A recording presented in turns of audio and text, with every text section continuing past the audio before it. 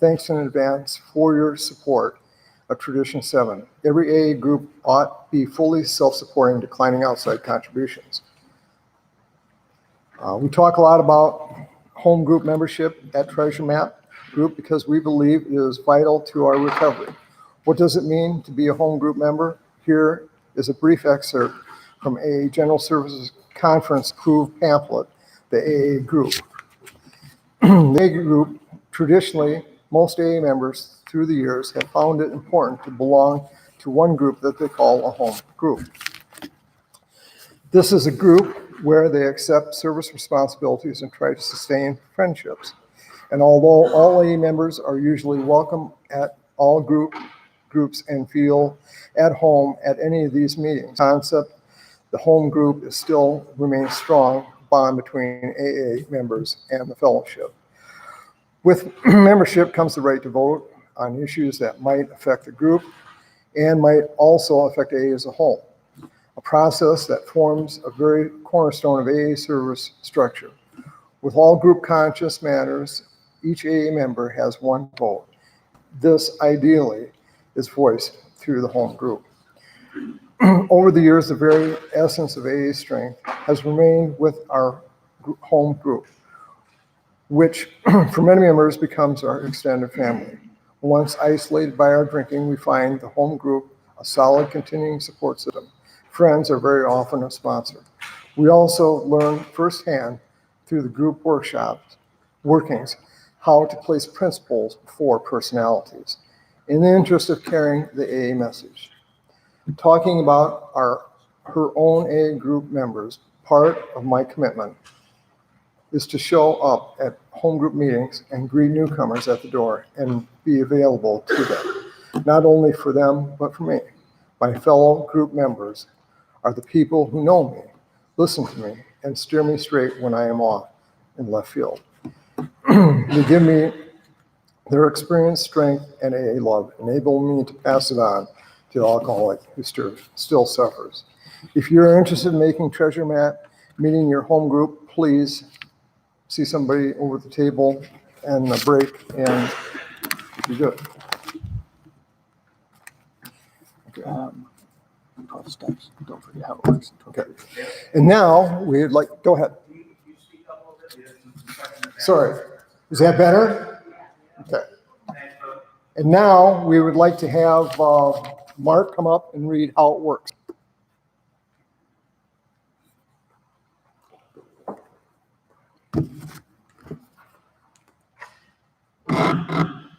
Everybody, I'm Mark. I'm an alcoholic. How it works. Rarely have we seen a person fail who has thoroughly followed our path. Those who do not recover are people who cannot or will not completely give themselves to this simple program, usually men and women who are constitutionally incapable of being honest with themselves. There are such unfortunates, they are not at fault. They seem to have been born that way. They are naturally incapable of grasping and developing a manner of living which demands rigorous honesty. Their chances are less than average. There are those, too, who suffer from grave emotional and mental disorders, but many of them do recover if they have the capacity to be honest. Our stories disclose in a general way what we used to be like, what happened, and what we are like now. If you have decided you want what we have and are willing to go to any length to get it, then you are ready to take certain steps. At some of these we balked. We thought we could find an easier, softer way, but we could not. With all the earnestness at our command, we beg of you to be fearless and thorough from the very start. Some of us have tried to hold on to our old ideas, and the result was nil until we let go absolutely. Remember that we deal with alcohol, cunning, baffling, powerful. Without help, it is too much for us. But there is one who has all power. That one is God. May you find him now. Half measures availed us nothing. We stood at the turning point. We asked his protection and care with complete abandon. Here are the steps we took, which are suggested as a program of recovery. 1, we admitted we were powerless over alcohol, that our lives had become unmanageable. 2, came to believe that a power greater than ourselves could restore us to sanity. 3, made a decision to turn our will and our lives over to the care of God as we understood him. 4, made a searching and fearless moral inventory of ourselves. 5, admitted to God, to ourselves, and to another human being the exact nature of our wrongs. 6, we're entirely ready to have God remove all these defects of character. 7, humbly asked him to remove our shortcomings. 8, made a list of all persons we had harmed and became willing to make amends to them all. 9, made direct amends to such people wherever possible, except when to do so would injure them or others. 10, continued to take personal inventory, and when we were wrong, promptly admitted it. 11, sought through prayer and meditation to improve our conscious contact with God as we understood Him, praying only for knowledge of His will for us and the power to carry that out. 12, having had a spiritual awakening as a result of these steps, we tried to carry this message to alcoholics and to practice these principles in all our affairs. Many of us exclaimed, "What an order, I can't go through with it." Do not be discouraged. No one among us has been able to maintain anything like perfect adherence to these principles. We are not saints. The point is that we are willing to grow along spiritual lines. The principles we have set down are guides to progress. We claim spiritual progress rather than spiritual perfection. Our description of the alcoholic, the chapter to the agnostic, and our personal adventures before and after make clear 3 pertinent ideas. A, that we were alcoholics who could not manage our own lives. B, that probably no human power could have relieved our alcoholism. C, that God could and would if He were sought. More thanks, Mark.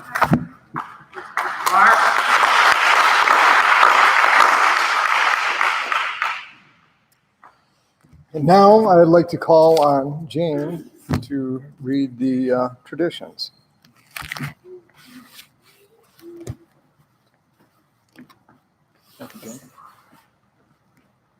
My name is Jane, and I'm an alcoholic. The 12 traditions.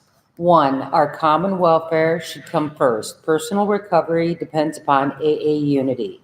2, for our group purpose, there is but one ultimate authority, a loving God as He may express Himself in our group conscience. Our leaders are but trusted servants, they do not govern. 3, the only requirement for AA membership is a desire to stop drinking. 4, each group should be autonomous except in matters affecting our groups or AA as a whole. 5, each group has but one primary purpose, to carry its message to the alcoholic who still suffers. 6, an AA group ought never endorse, finance, or lend the AA name to any related facility or outside enterprise, lest problems of money, property, and prestige divert us from our primary purpose. 7, every AA group ought to be fully self-supporting, declining outside contributions. 8, Alcoholics Anonymous should remain forever non-professional, but our service centers may employ special workers. 9, AA as such ought never be organized, but we may create service boards or committees directly responsible to those they serve. 10, Alcoholics Anonymous has no opinion on outside issues. Hence, the AA name ought never be drawn into public controversy. 11, our public relations policy is based on attraction rather than promotion.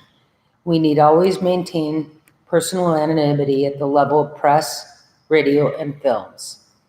12, anonymity is the spiritual foundation of all our traditions, ever reminding us to place principles before personalities.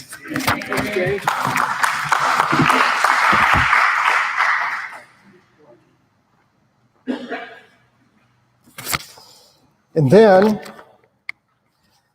we should have our short speaker, Nate, come up and speak. I've known this fellow for a bit, and he's a good guy and has a great message. What's that? Sorry. Nate is our short speaker. I'm proud to introduce him. Thank you.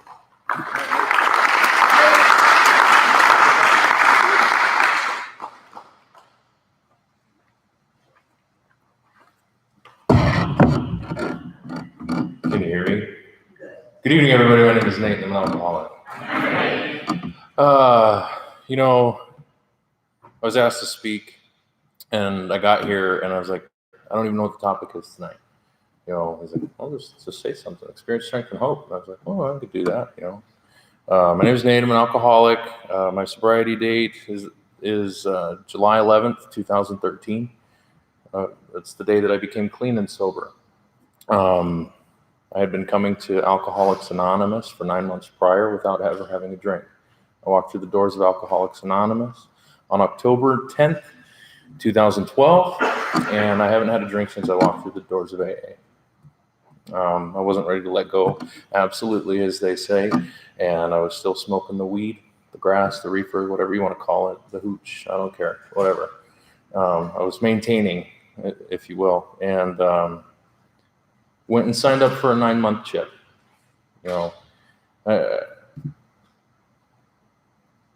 And I was proud of myself. I haven't had a drink for 9 months.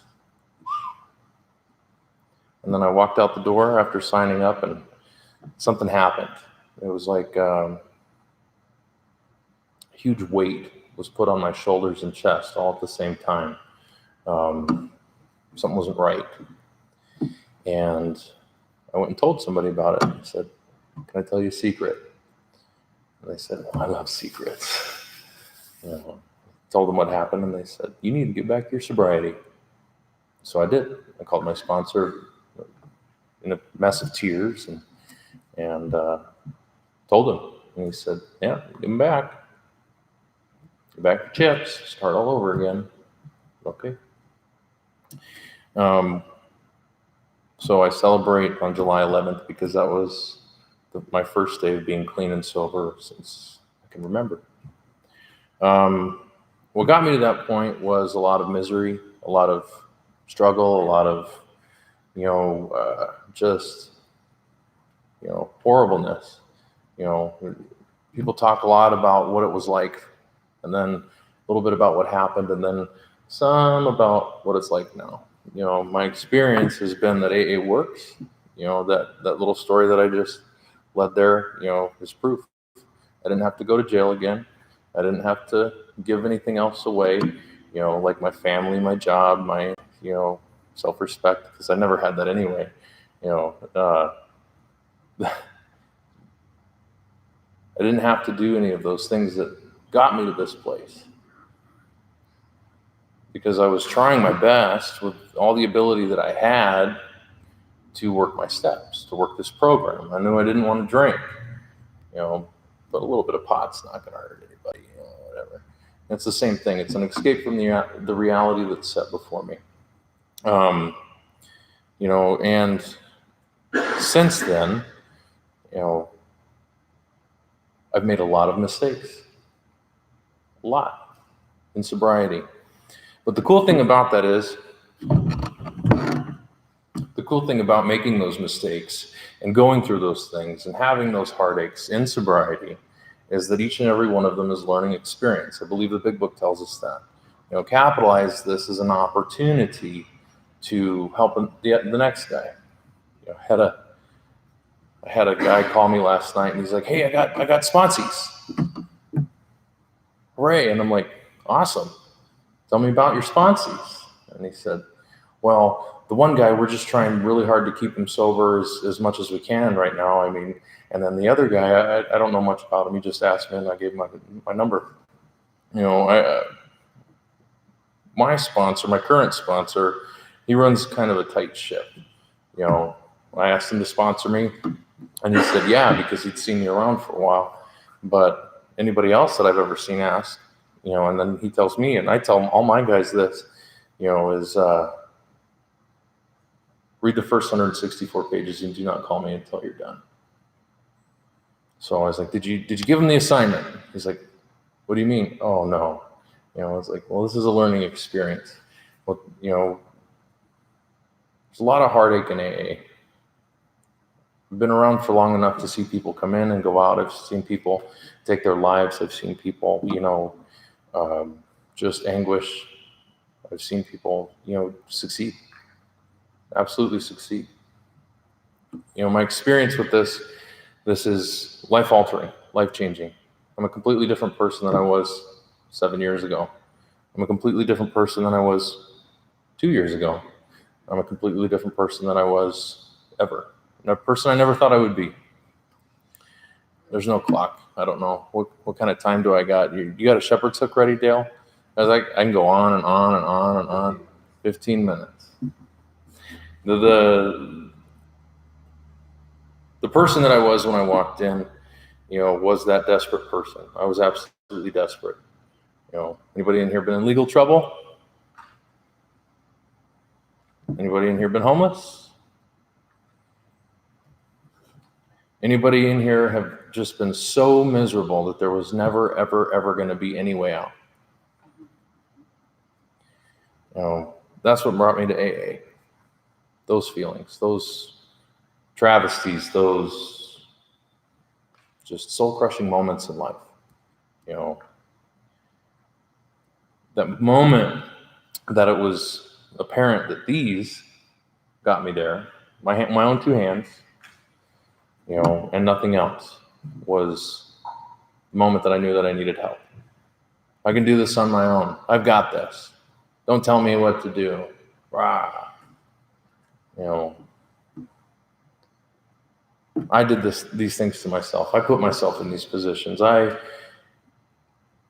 was the arbiter of my own hurt.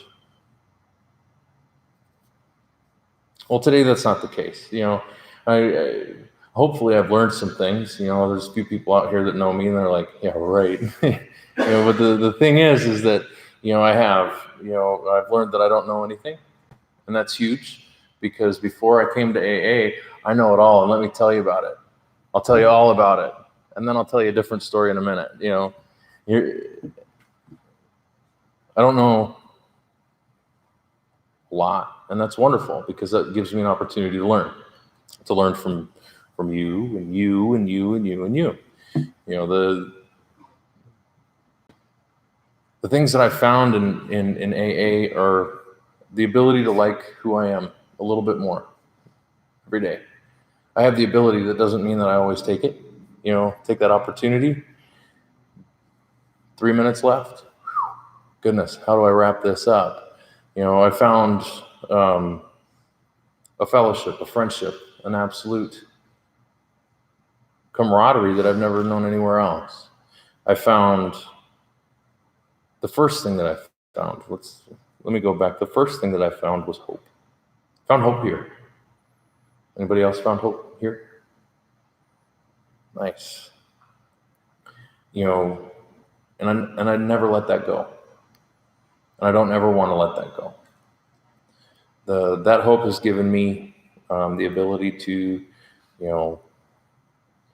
do things that I never thought were possible, ever. I help people today. I never thought that was possible. I got a phone call. Will you come speak? Me? Okay, I guess I will. That's huge.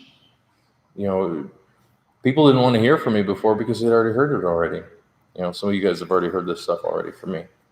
Anyway, I'm probably running out of time. I'm burning up the clock. I have a tendency to do that. The hope that I found here is irreplaceable, invaluable. And what brought me that hope and helps it grow continuously is the higher power that I found here. I never wanted that, any part of it, but said, well, it's either that or die. Okay, I don't want to die. Well, I'll give it a shot. And then I kept on giving it a shot over and over and over again. That's invaluable. The people,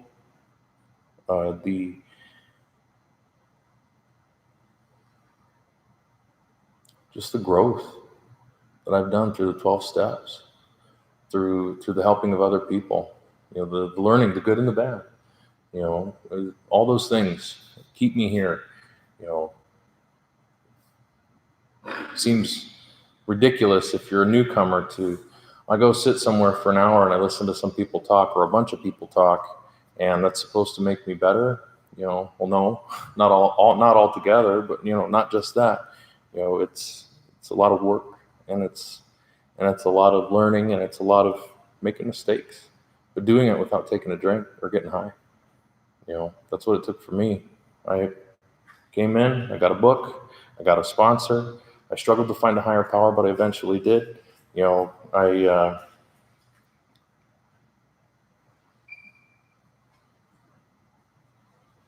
give it back.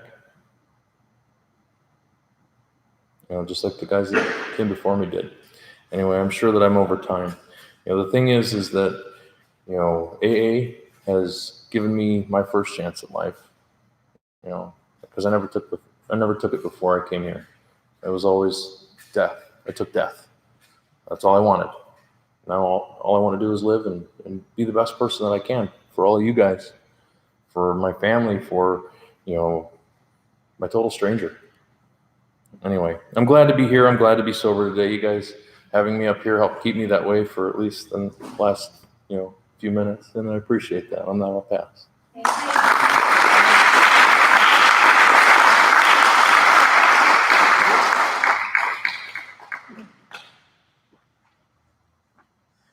Thank you so much, Nate. I appreciate that. I tell you, I called a bunch of people, and he's the only guy that said yes to coming up here and do this. I thought he did a pretty good job. It is time, I believe, that we take a 15-minute break. Is that right? 10 minutes, excuse me. It said 15 here, though. Okay.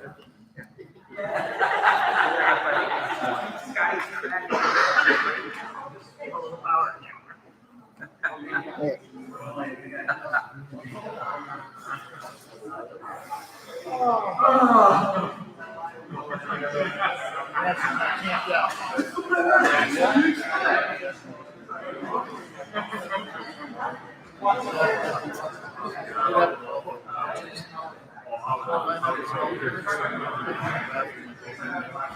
You're all off right now. How the heck am I trying to push it back to this? I gotta give myself one at a time. That's finally got dark. Doesn't have to walk it out.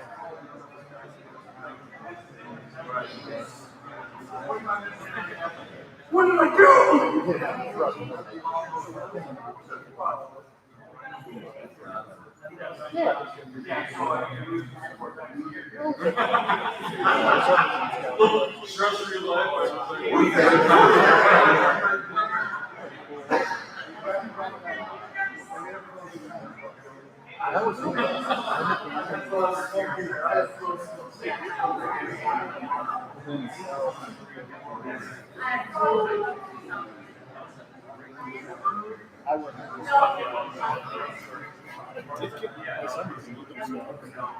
You never know. Or what?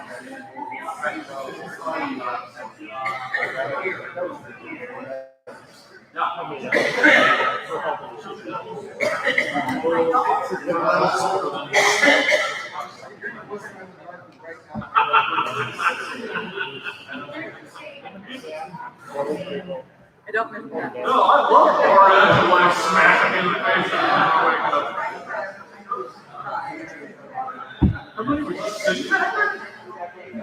Was it? I don't know if I wrote it down. It's counted. It's all there.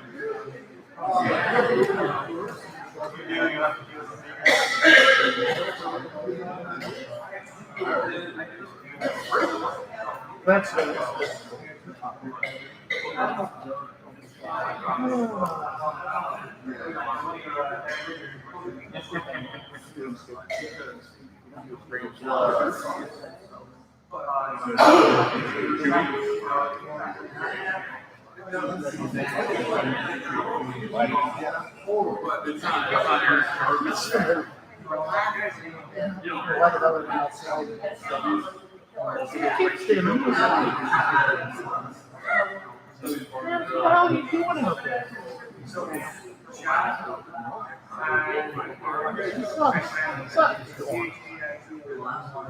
my son's up there with you.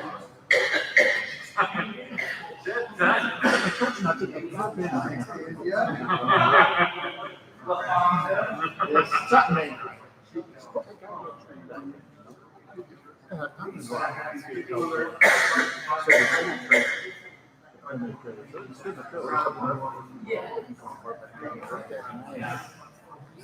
You asshole. Well, it's mine now. Yeah. I don't think they've got it.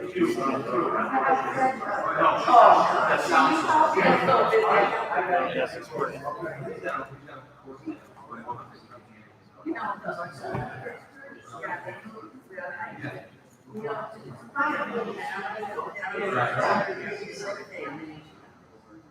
Thank you.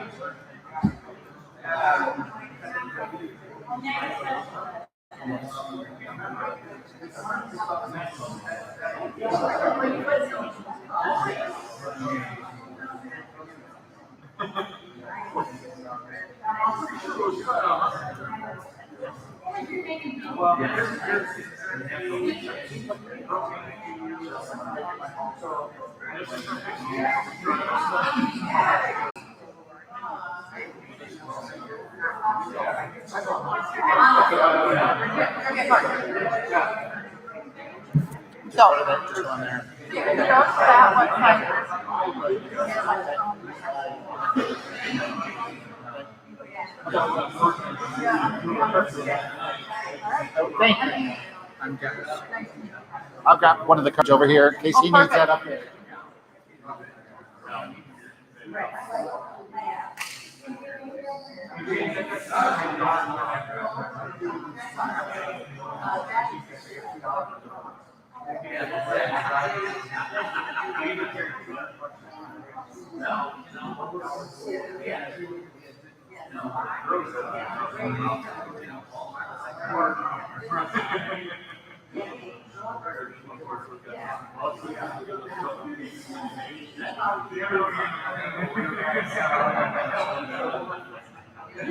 We'll see you action, fellas. We got 2 more here.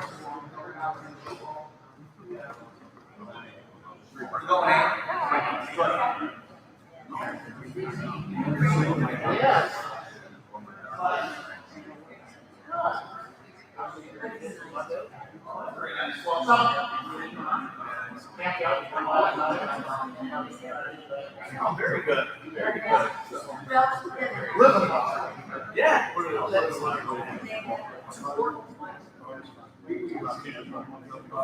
Oh, yeah. Good.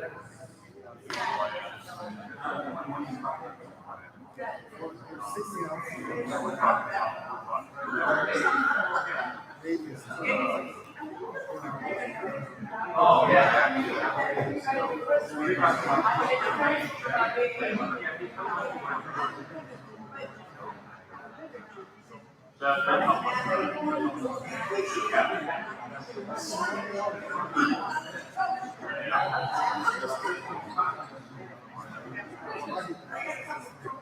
Oh, yeah.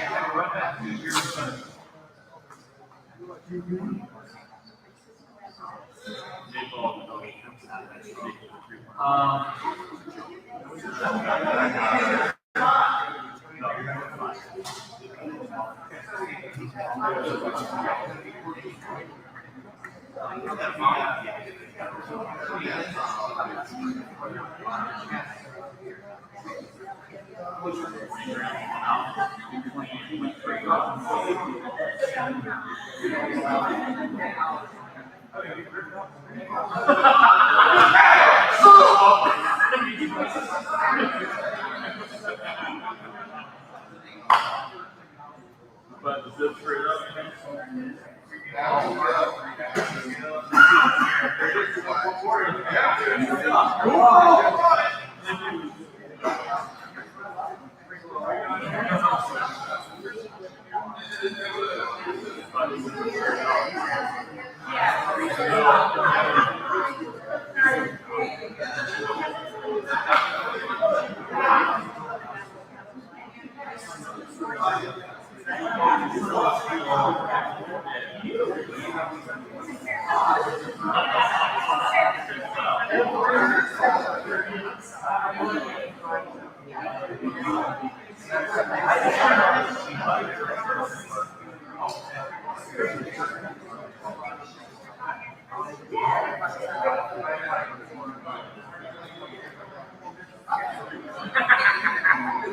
Get that little butt crap.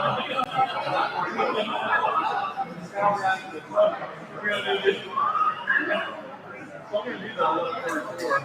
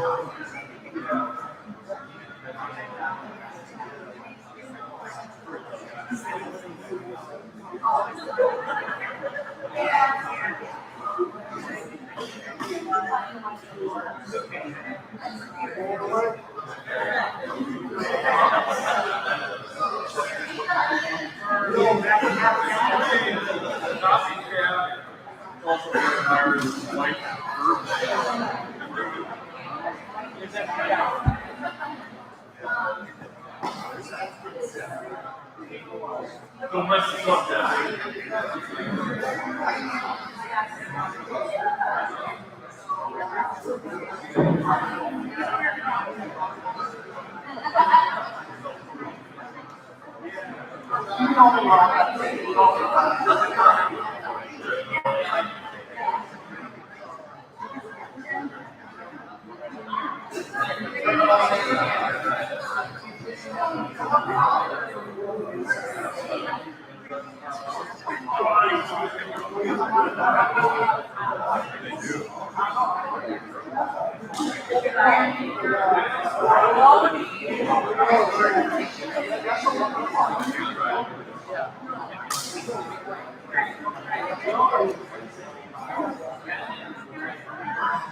Yeah, I call dudes behind you. That's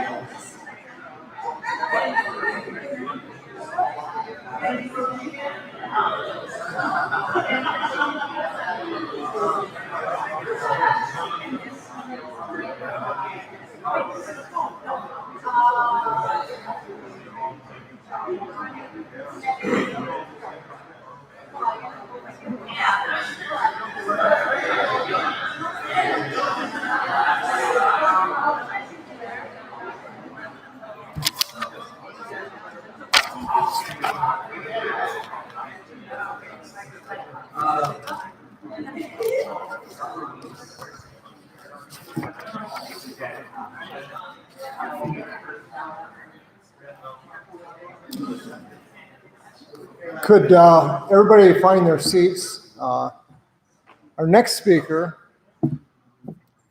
is Jessie A.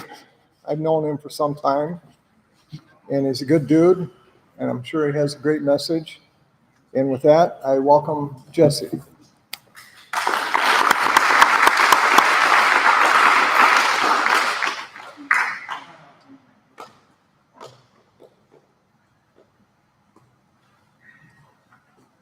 Good evening. Hopefully I don't chew up the mic or spit in it or anything. Thank you for inviting me. Jessie, my sobriety date is April 25th, 2004. Hello. Okay, I'm not the most friendly person in the world sometimes. I'm also a little bashful and quiet, as most people know. And I came into the program, I guess, about a year before that. I came in actually in August of 2003.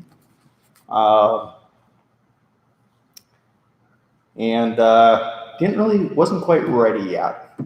So I'd have a beer every month, just prior to the 30 days. So I could never get that 30-day check. Just didn't want that 30-day check.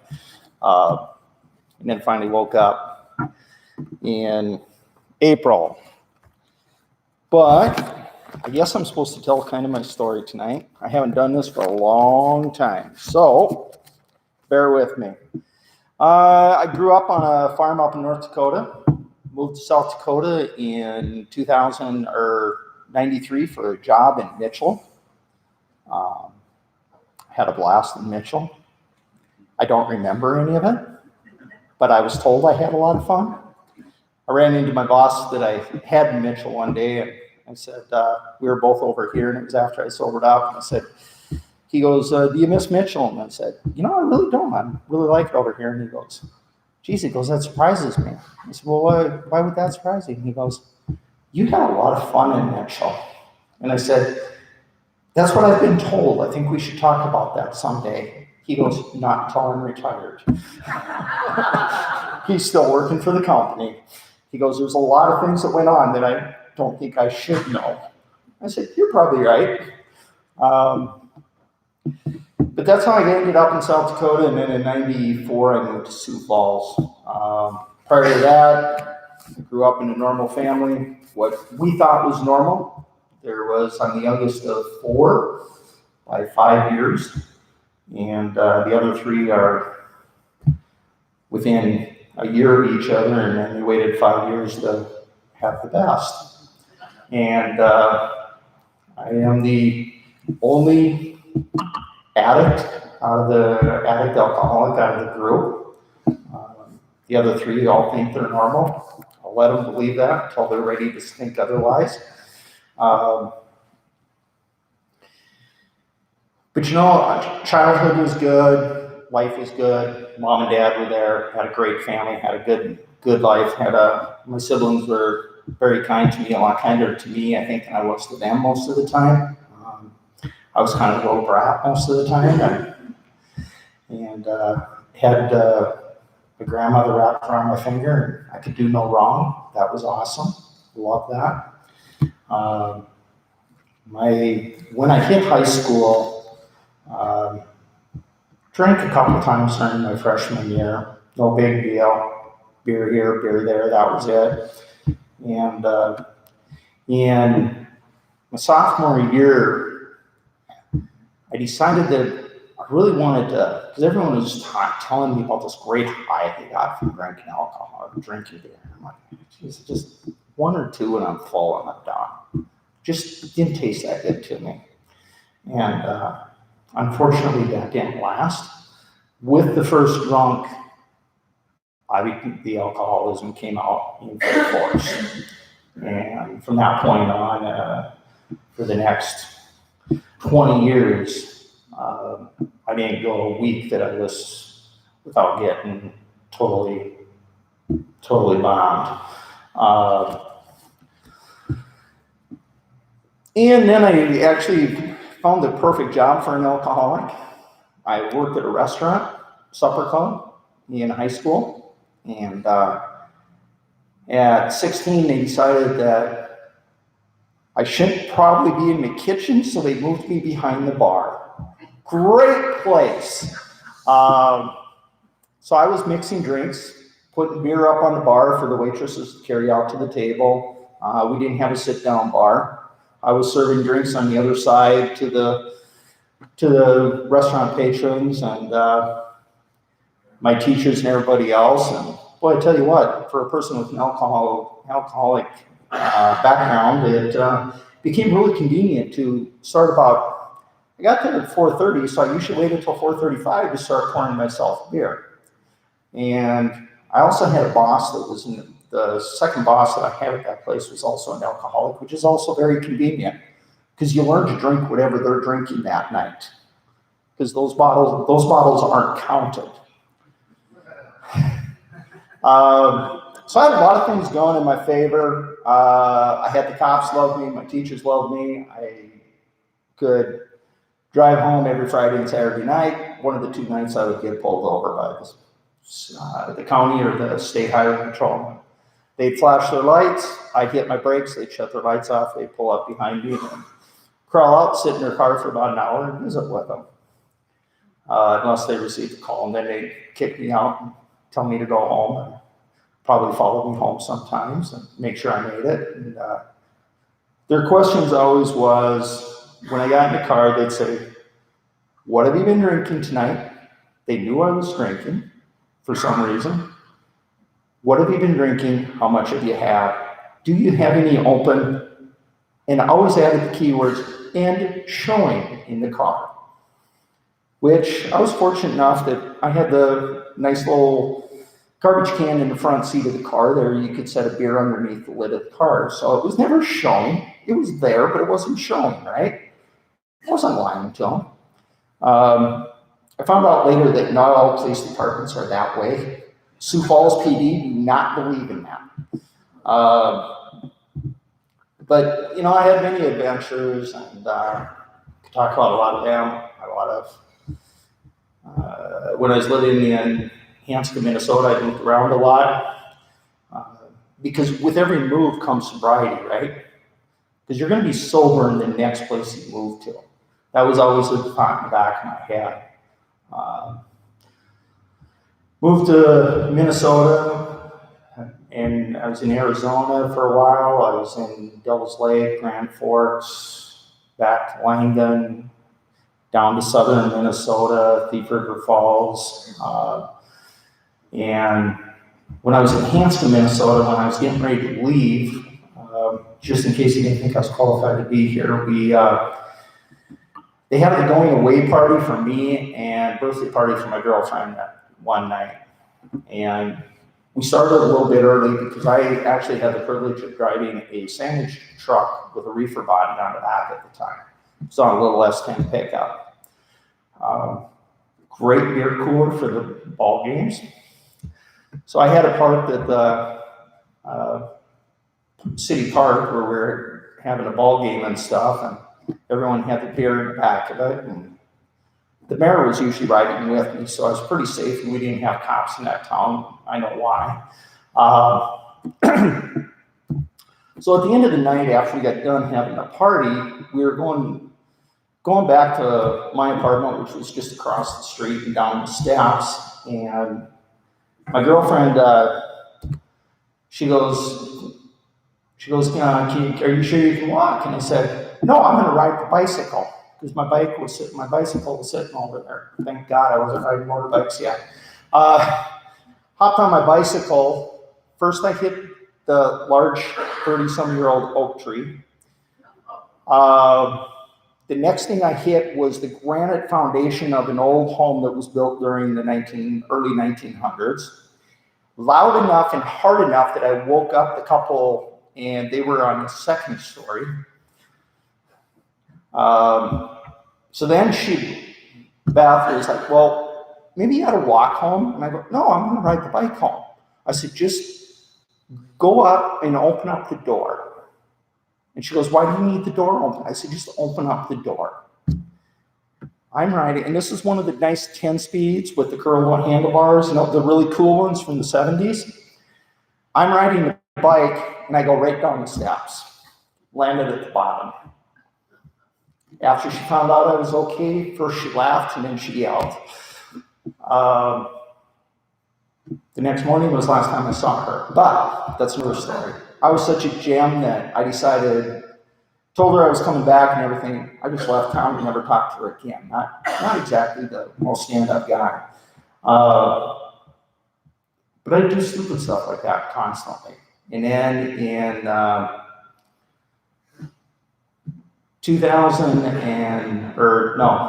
97, I got first DUI. 96, I got my first DUI here in Sioux Falls on 9th Street. We were going down to the place called Jams. Some of you probably remember it. Those trees in that boulevard on 9th Street there, or 8th Street, they are not a match for a Jeep Grand Cherokee, I found out. I bulldozed into one of those and found out how fast the Sioux Falls Police Department can block streets off. They can do that in a matter of seconds. They had both ends blocked off and had me trying to walk straight lines. Wasn't exactly the greatest experience, but I passed, got through that one, paid my fine, and right away my attorney, he must have had an inkling of something going on, because he says, well, you know, he said, this time I'm not going to suggest you do treatment, but he goes, if you get another one, then I'm going to suggest outpatient treatment. Okay, why are you suggesting this to me? Was my thought. I'm not going to get another one. I'm smarter than that. And 3 years later, I was knocking on his door going, would you represent me again? And he goes, well, okay, this time you got to do outpatient treatment stuff. So I did the outpatient treatment. That does not work if you make sure that you have a 6-pack and a crown waiting for you when you get out of the treatment facility to drink on the way home. Went through that one, and that was an experience that I'll never forget. It was an experience that showed me the exact opposite of AA. I went to the treatment that the two, and this treatment center is no longer open. First, they tried to tell me that it was my parents' fault, that it was my sister's fault I was an alcoholic, and I'm sitting there going, no, it's not their fault, it's me. No, it's got to be their fault. They did something to you when you were a kid. It's the way you grew up. No, it's not their fault. If it was their fault, the other 3 would be alcoholics too. And so that treatment basically, I just kind of walked out of that one and went, I'm screwed. I'm going to die an alcoholic in the next few years. No big deal. I accepted that and I moved on. And my drinking tripled, just escalated out of control at that point. At that point, Fridays, I was stopping at Sid's Liquor. A few of you probably remember that place, which is no longer there. I bought my 175 a crown, my case of beer, Bud Light, and that would get me usually through Tuesday. That was my home drinking. That wasn't all my drinking. That was my home drinking. Because every night after work, because I worked on Cliff Avenue and I lived out by Louise and 69th, and it was real easy to drink a 6-pack on the way home from work. And then I usually stopped off at Nutty's and had a few shots of Crown to go along with that, and then I'd start drinking when I got home. And then on Wednesday, I'd usually stop at Sid's and get another 750 and 12-pack to get me through the other. So with my drinking escalating like that, I ended up in Rapid City one night, got a DUI out there, and was very fortunate to find a great judge who understood alcoholism and understood the AA program. And she gave me a very, very nice sentence, very lenient sentence. She was very good to me. I worked with her, the court CSO officer, for almost 4 months before I was sentenced, meeting with him on a regular basis.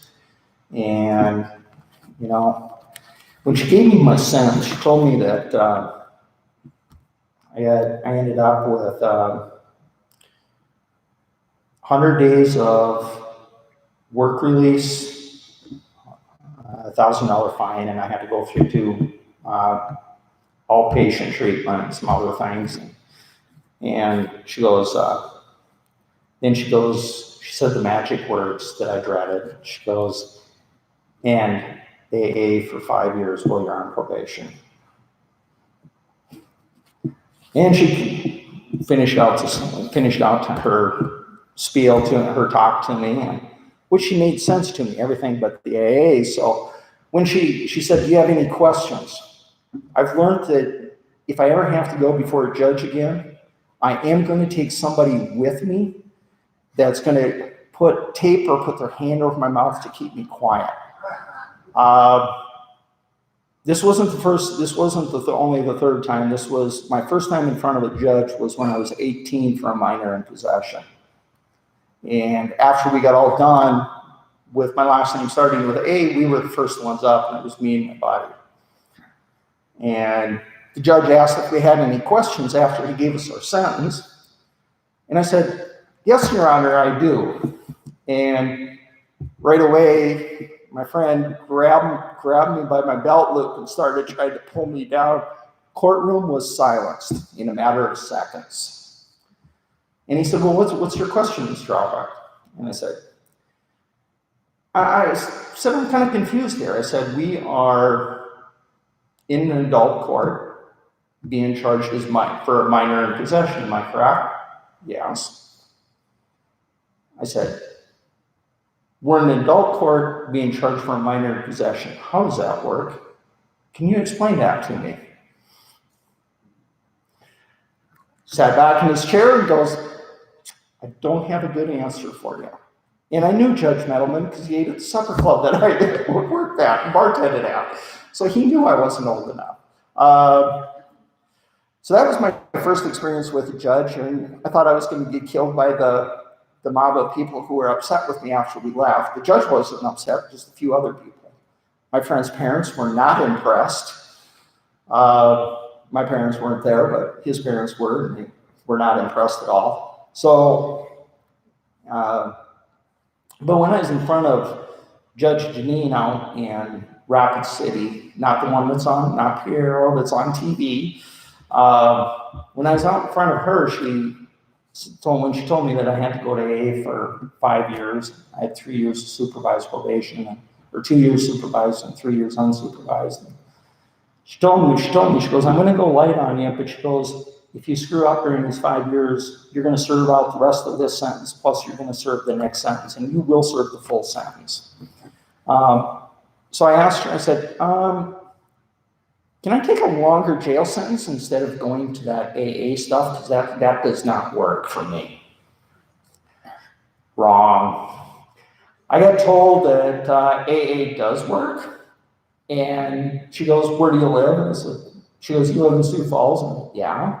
She goes, "They have over 100 meetings a week there. You will keep going to meetings until you find one you like, and you will attend that one twice a week." Yes, ma'am. So I'm very grateful for her today. I did something 7 years after that I never thought I would do, and that's write a judge a thank you letter.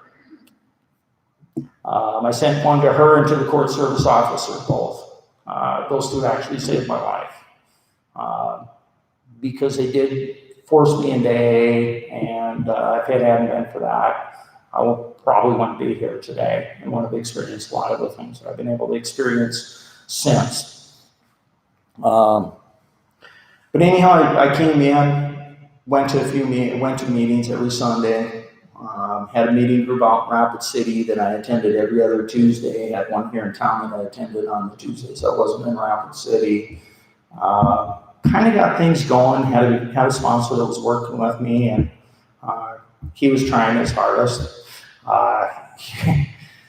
He was sitting there going. He kind of threw his hands up, and one day I had two of the people that I respected a lot in a meeting, and they came up to me and after the meeting, kind of. I think this was a plan. The meeting room cleared out, and at that time, Southside 11 or 10 a.m. on Sundays did not clear out very fast. But that meeting, it was like stood up and Lord's Prayer was done, and everybody was gone except for 3 of us. And I kind of got cornered that day, and they just told me, they said, "It's time to either get in or get out. It's time to take things seriously." And very grateful for that, because that's at the point when I finally did start taking it seriously, and I started working the program. Shortly after that, I started getting involved and started working more with the sponsor and doing more things. Started doing a little bit of sponsorship, But the beauty of this program is so many of the things that I've gone through since I came into the program that I would not have been able to make it through had it not been for the program. Because by using the steps, using the sponsorship, working with others in the program, people that I've met, have just helped me through so much. Because at one point, shortly after I was just starting a business when I received my third DUI, and after I got the business, got that up and going really good in a couple of years. It was doing great. Well, then all of a sudden, the main company that I was representing went bankrupt. As when they filed bankruptcy, guess who filed shortly thereafter? I went down right after them. But, and during that time, I had absolutely nothing. But I could show up at Southside, sometimes at 9 o'clock in the morning, and stay there until 10 o'clock at night. And I kind of was a Southside resident for about a year. I had no place else to go. Couldn't afford to go anywhere else. Pulled up in front of the gas station at $4 a gallon, buying gas with change out of the car seats. That's fun. But I would talk to people as they were coming and going, and I talked to a lot of people that weren't from Sioux Falls but were passing through, especially during the 10 a.m. and the 5:30 meetings. And there was a lot of people that I talked to once, but they said something or shared their story that was similar, or talked about the fact that they were going through something similar. So I knew I wasn't the only one that had gone through it before. It really made things a lot easier. Got me through a lot at that time. And right at the same time, my dad got sick. He had a stroke, and so the doctor said, you need to move him to town. And so at the time my business is going like this, free fall, my dad gets sick. So I'm running up to Fargo to see him. And we decided at that point, the kids kind of take over and have to take care of the parents. So we said, we're going to move you to town. And he said, oh, okay, that's fine. So we went out my siblings went out to explain this to my mother. And this is the summer before their 50th wedding anniversary. She goes, I'm not living in an apartment with your father. We go, oh, okay. Well, there's another apartment in the same complex, but in a different building. Would you like that one? So we ended up getting that one for her. It was a little bit of a weird experience. When you got parents that kind of get along, they love each other, but they can't stand the sight of each other anymore. And it's been that way for a while, so we all just thought, oh, we'll just see who can make who the most miserable until one of you pass away. It's kind of who can outlive the other one is kind of what was going on. And so we were all a little shocked and taken back. And so a year later, I started a new job. First day on the new job, I'm in Omaha. First day. And this is 2008. So I've only got 4 years of sobriety, but I do have those 4 years. Just going through trying to get bankruptcy done, fighting a lot of different, just have a lot of different things going on in my personal life. And go down for my new job in Omaha, go back to the motel room that night, and get a phone call from my sister. My mother passed away unexpectedly. And I'd been up a couple months earlier. I knew my dad was going downhill, but when the phone rang at 11 o'clock at night, I figured it was my dad when my sister called. Well, at the same time, she calls and she goes, hey, I can't get a hold of our oldest brother. He lived in Houston, and Katrina was going on at that point. So I said, I'll call and see what I can line up, see if I can get a hold of see if I can get a hold of his wife. And got a hold of them. And, so we went up for the funeral, got that done, took a look at my dad. He was like, the six of us kind of got together. Do we start planning the next one? What do we do here? we had to try to figure out the next few months what to do with our dad, because the living on his own was not working. And so mom passed away in September. He went into the nursing home in November. And due to going in nursing home, he chose to go in, and he goes into the nursing home. He gets in, and right before he went in, when I was up from mom's going back Christmas before mom passed away. Sorry, we're kind of all over the boards here. I was up there, and my dad goes, "You don't drink anymore, do you?" I said, "No." I said, I can't, Dad." I said, he goes, "That's good." He goes, "You're a lot better person now than you were then." I think they had heard enough broken promises over the years that they had to wait until things proved out. And that's one of the great treasures of this program is both my parents got to see me sober, which for a long time I never thought they would. And I'm very, that's one of the greatest blessings that I've received in the program. But you know, as I'm sitting up there and we're going through all these family events and we've got all this family stuff, chaos going on, my siblings are all sitting there, and my sister-in-laws are sitting there, and they're talking. And they're sitting there going, "Oh my God, can you believe this? Can you believe what's going on? Can you believe that, after 50 years, you're just going to..." And I'm sitting in the corner going, they're going like, "Who do you talk to about this stuff?" First thing that pops into my head is I'm sitting off in the corner going, number one, I can be here and I can be of use instead of being another hindrance and in the way, which I would have been had I still been drinking. The second thing that I thought about as they were sitting there going over this, I went, I'll go to Southside. Somebody's already been through this at the Southside. There's no experience you can go through that somebody at Southside hasn't already been through.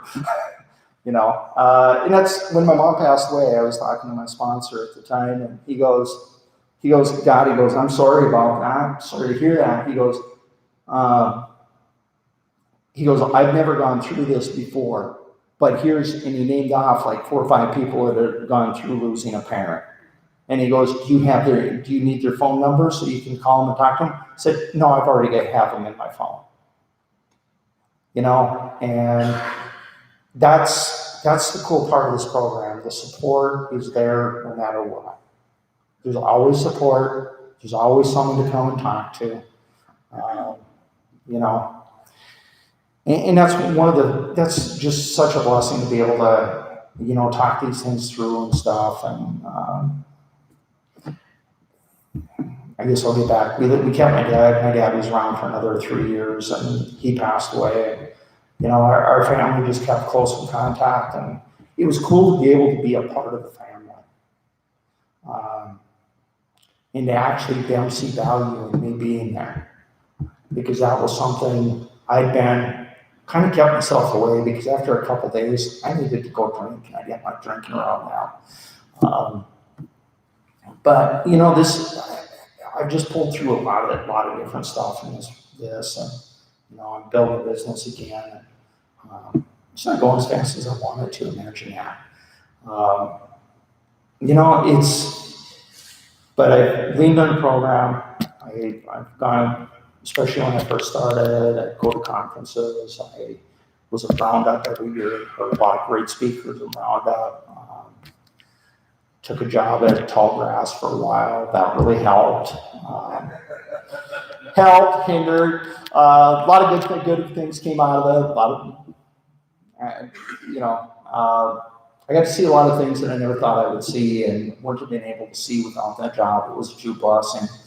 The weird part about that job is 2 months before I started working there and even learned about the job, I had my one and only drunk dream that I ever remember. And I woke up, I was out so cold, and it was so realistic to me. When I woke up, I had to look around my bedroom to see where I was, because I wasn't sure where I was at even. And the end of that drunk dream, I was being hauled into tall grass, which I'd never seen before. But the dream was actually how the building turned out to be. And I was brought in there by my two best friends from high school. I'd gone up to see, the dream is that I went up to see them. I could give you details about the tractors that were in the shop. I can give you details, specific details about the type of equipment that was there. And yeah, I ended up at Tall Grass, and then 2 months later I started working at Tall Grass. So that was quite an experience. It was a good experience. Tell you what, the program's been great. I just started working the steps. And one of the things that really spent a lot of time in church when I was younger. My dad was raised Mennonite. We went to the Mennonite church until I was about 6. When the church that his grandfather had started closed, then we went to the Presbyterian church in town. Which Presbyterian church?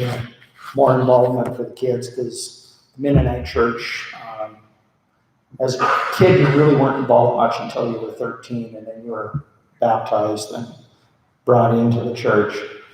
But I got heavily involved in the church when I was a kid, and in high school I was there all the time and went to the Sunday schools and the summer church schools and stuff like that. And always, after I started drinking, it's like, okay, I just kept getting more involved in the church because God could solve this problem, right? And I do believe God can solve that problem, but you also have to be a willing participant in that process. I wasn't a willing participant. And then right out of high school, I started teaching high school Sunday school. That's pretty entertaining. When you have a trunk that's hung over from the night before teaching high school Sunday school for 5 years. I had a good following though. They came every Sunday. I think it was to see how hungover I was, but they came every Sunday nonetheless, and we had a good talk every Sunday. Wasn't traditional by any means. And one of the reasons that I guess I was frustrated with God, because every time I prayed to get sober, I couldn't get sober. And, I thought my big thing coming in was, if God and religion can solve drunkenness, how could have my great-grandfather, who was married to the Mennonite minister's daughter and was a devout Mennonite, if he couldn't have been saved by God, how could I ever be? I had alcoholism runs in our families, both sides of my family, addiction. My dad's family is mostly alcohol addiction. My mom's family, that's more pill addiction. And so in my head, it was like, well, God's not going to solve this. And that became a real issue for me. And that was one of my biggest hang-ups with AA. Because I know how much my grandmother was also a devout Mennonite. I know how much she prayed for her father and for her sons and for her brothers that were alcoholics. She had 4 brothers that were severe alcoholics. And I'm like, if they can't sober these people up, how can God, with all the prayers that they're putting forward, how can God sober a person? God's not going to sober me up. And one of the things was when I was sitting in room 1, one of those Sundays, and I did find out one other thing when you go to meetings. It really helps if you open your ears and listen. And when you get advice, don't discard it right away. Think about it before you discard it, and try a little bit of it. I was very good at discarding, not listening, and when I did listen, discarded as soon as I walked out the door. They have this electronic field around south side of the door that it just sucks all the information out as I stepped out. But when I was in a meeting one morning we were on page 46, going through the we agnostics. And this was one of the most helpful things that I found was right in the middle.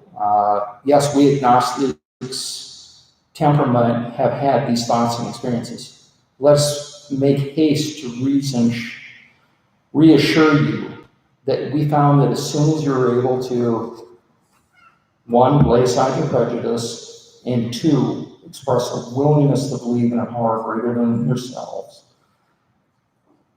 we commence to get results. Even though it is impossible for any of us to fully define or comprehend that power of which is God. And that was the biggest thing with me, because I had to totally get rid of everything that I'd learned in my life about God. That all had to go away, and that all had to disappear, and I had to start out with a blank slate. And clearing out a head as stubborn as me and starting over, it's not easy. Because once I grab something, I don't like to get rid of it.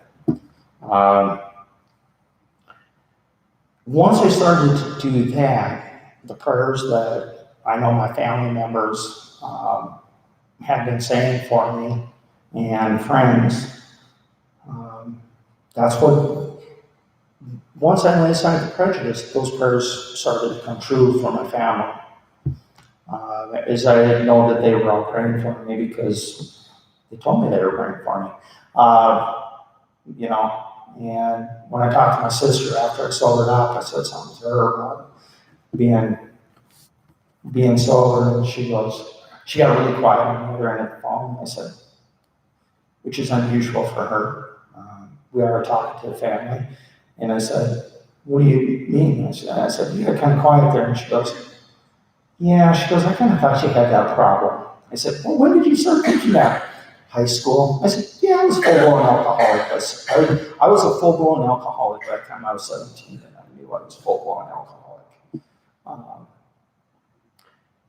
A month after my first drunk, my buddy and I were driving around town, and on a Tuesday night, it was ball tournament season. And we had picked up some beer, which you got to have beer to go to a basketball game. I don't know, that's a requirement in North Dakota. And to curly, you have to have peppermint schnapps or cinnamon schnapps.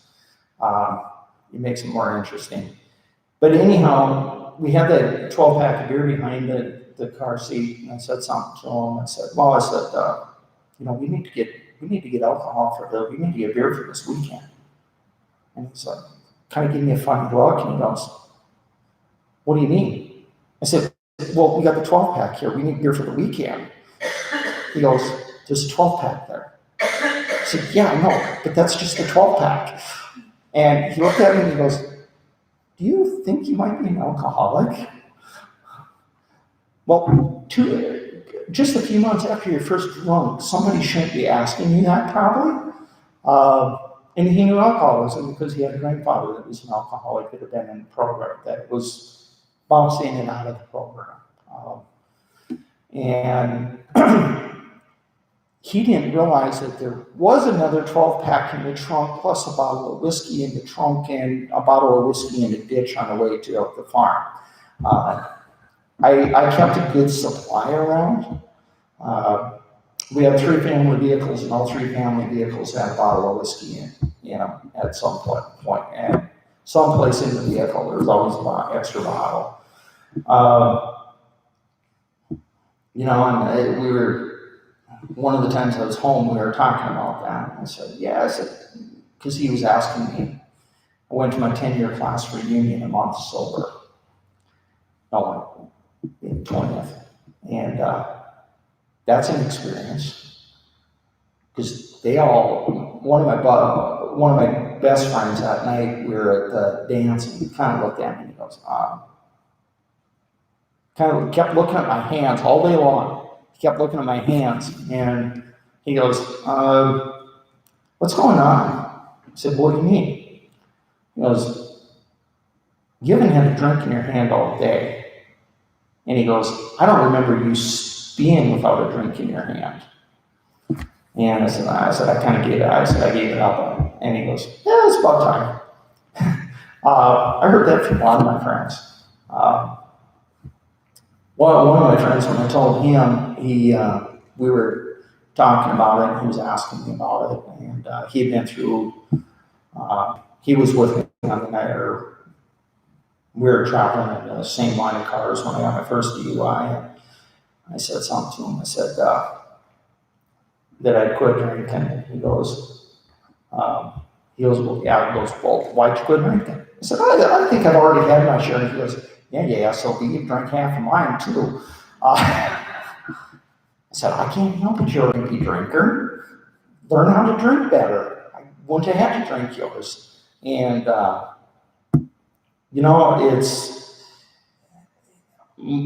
was very fortunate to have a lot of friends and family that stood behind me. And the surprising part of it is most of them are in our age.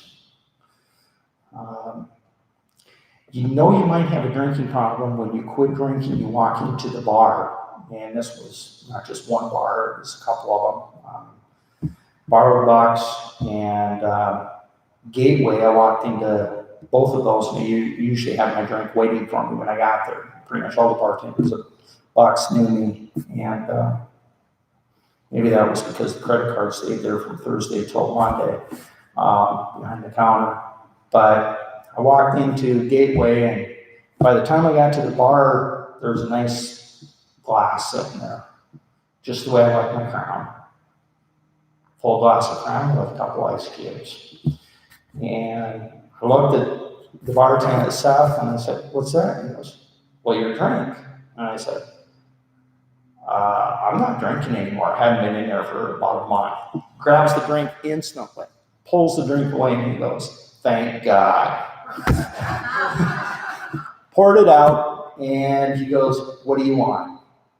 He goes, anytime you're in here that I'm working, coffee, soda, it's all on me. He goes, as long as you're not drinking alcohol, it's free.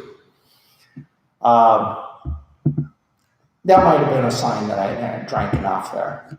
But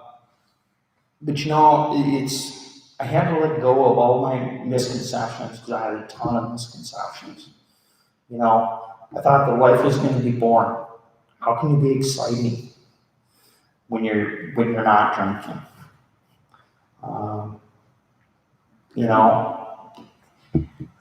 And the only thing people missed about my drinking was, I did have a couple of my buddies said, the only thing we miss about you drinking, he said, and only this one thing.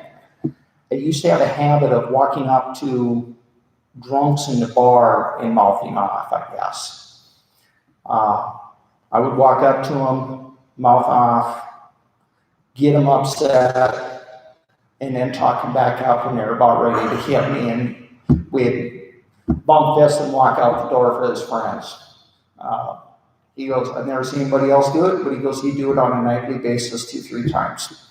I said, my phrase was, if you can't out-talk a drunk, you deserve to get your ass kicked.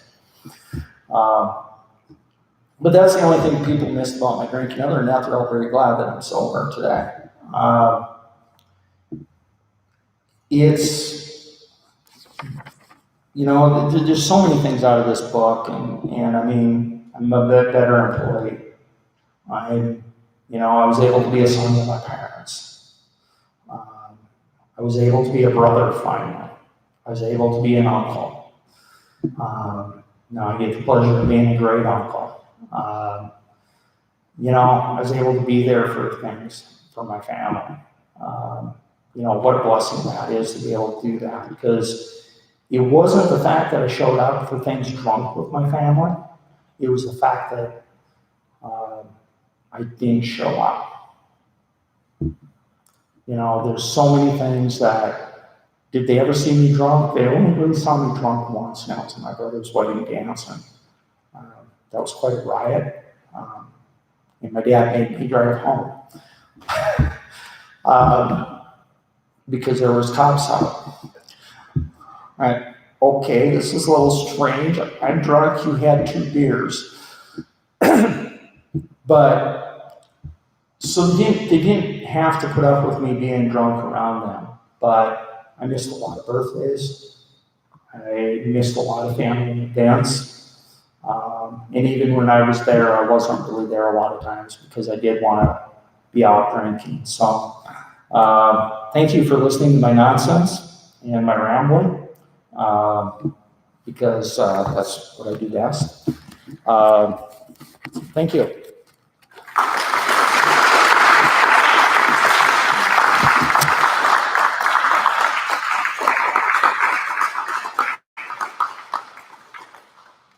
Thank you so much, Jesse.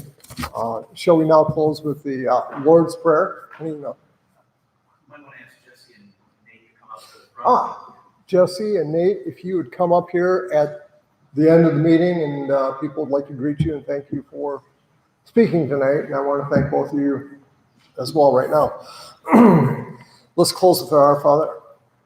Our Father, who art in heaven, hallowed be thy name. Thy kingdom come, thy will be done, on earth as it is in heaven. Give us this day our daily bread, and forgive us our trespasses, as we forgive those who trespass against us. And lead us not into temptation, but deliver us from evil. For thine is the kingdom, the power, and the glory, forever. Amen. Keep coming back. Thanks for coming, everybody.